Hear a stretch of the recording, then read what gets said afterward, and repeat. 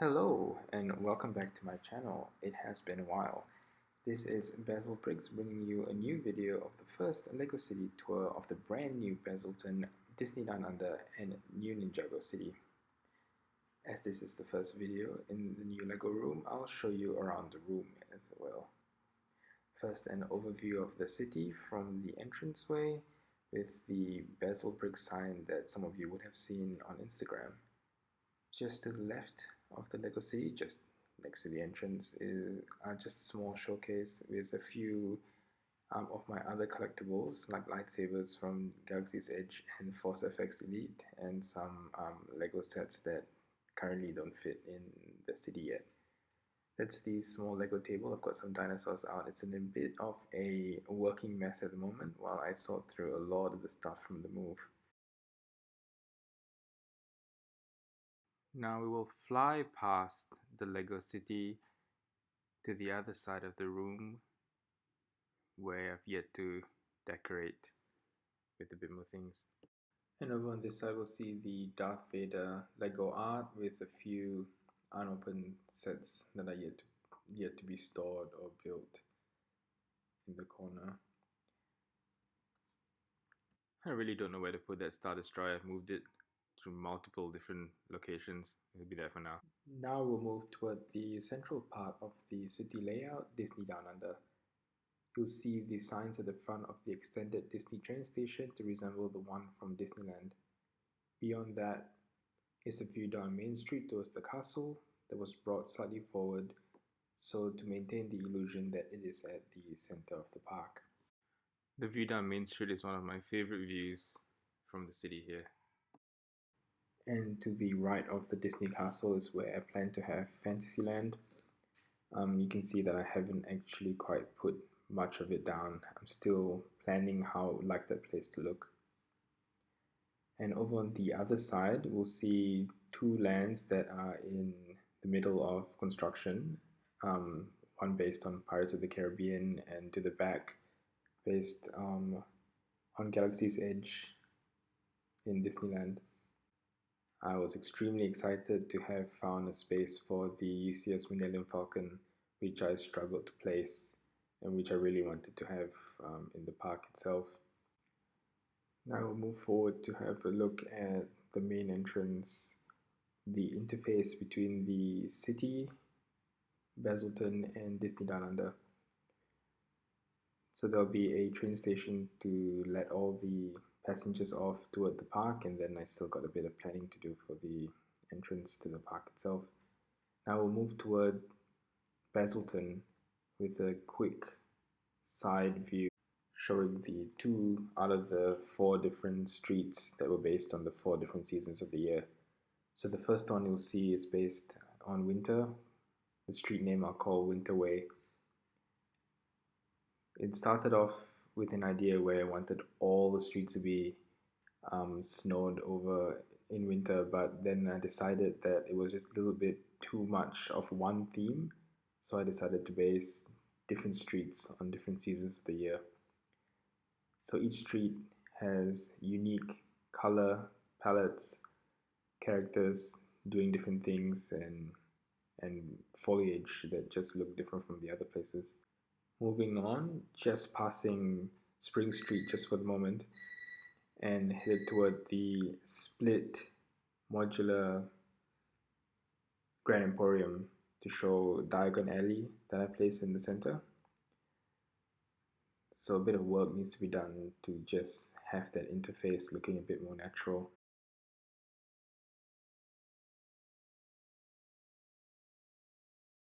Lots of tidying out to do.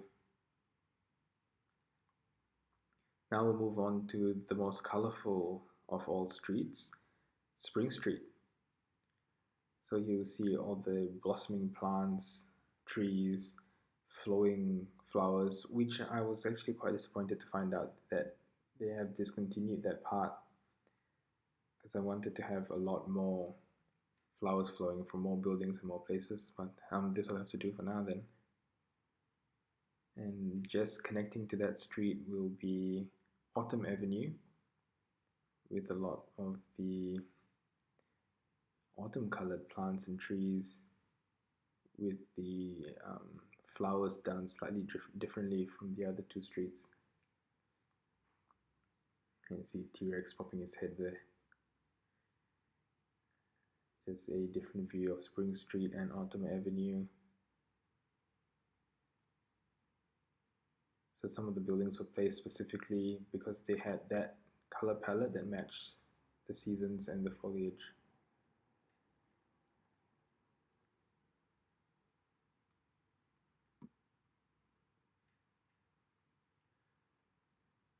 And this is where I plan to have Summer Street or Summer Strip.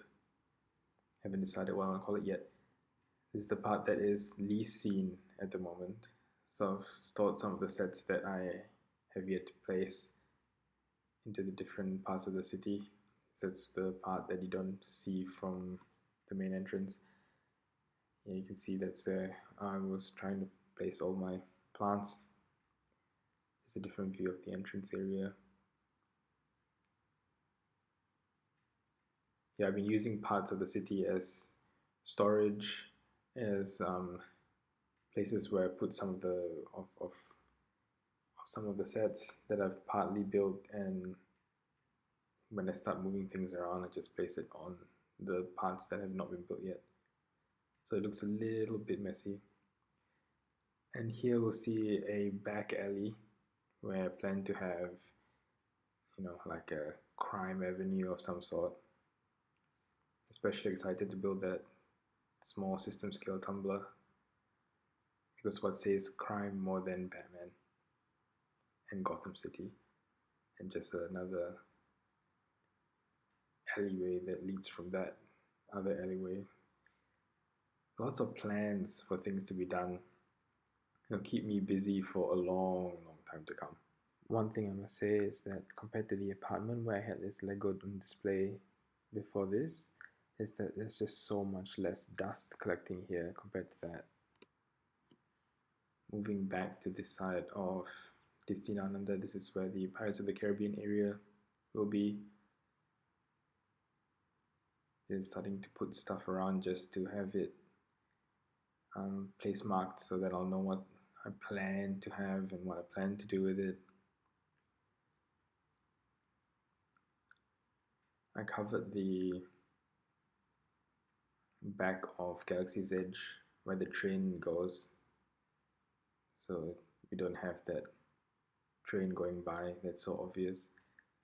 And I was just really excited to have that Millennium Falcon fit into the space. I designed this whole space around the Millennium Falcon itself,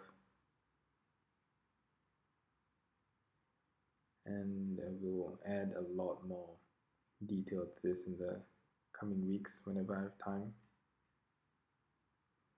But this is where we're at now.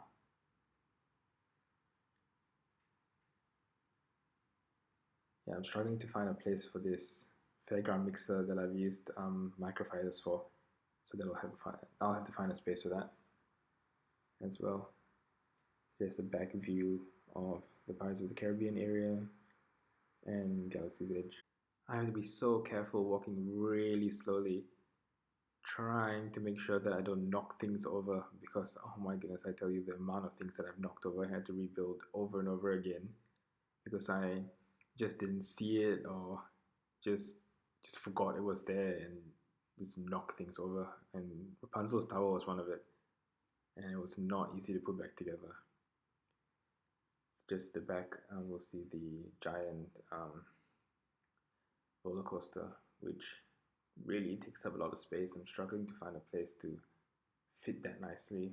I find that it doesn't look aesthetically pleasing because of the design of it, because it's so large maybe, but I'll have to theme it somehow.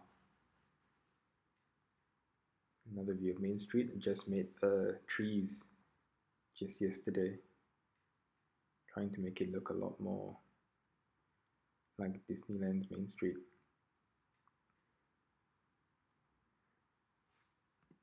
Now we'll come to one of the most colorful parts of the city, Ninjago City.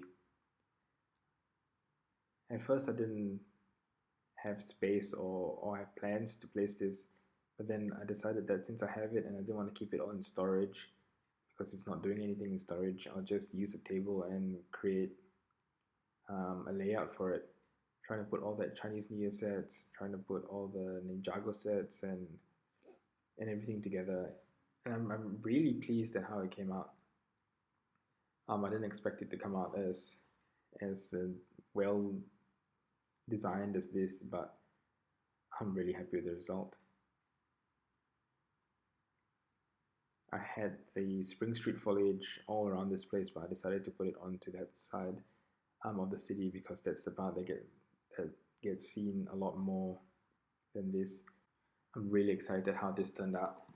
It turned out so much better than I thought it would. I plan to put Destiny's Bounty here, the one from the Ninjago movie, but I think it might block a lot more than I like. I like that temple just there that you can only access by boat. So I try to put a lot of thought into how I design a space based on how minifigures would access them. And I think this part turned out really well. Just an overview from the front. Nice, almost 360 view of the whole thing. And the main entrance, using one of the Chinese New Year sets to have that little portal entryway from the main road. That summer strip that leads to the three different parts of the city: Basilton, Ninjago City, and Disney Down Under. I initially decided against putting a train track behind it and around the whole park. I think not having the train around lets each distinct area shine through a lot better. So that's just a quick minifigure view of how the streets look like from their view. One of my favorite things to do is I'll just squat down in random places, stare at the streetscape, and pretend I'm like a little minifigure walking down the street and how I would feel, and what I would like to see and what I like to do. And thank you very much for tuning in again to one of my videos. This has been long overdue, but I'm glad we had the time to do this. If you like what you see, subscribe to my channel. If you have a comment on how I've done stuff, just leave a comment below, and follow me on Instagram if you have Instagram at Basil Bricks, and we'll see you again. Thank you very much for your time. Bye.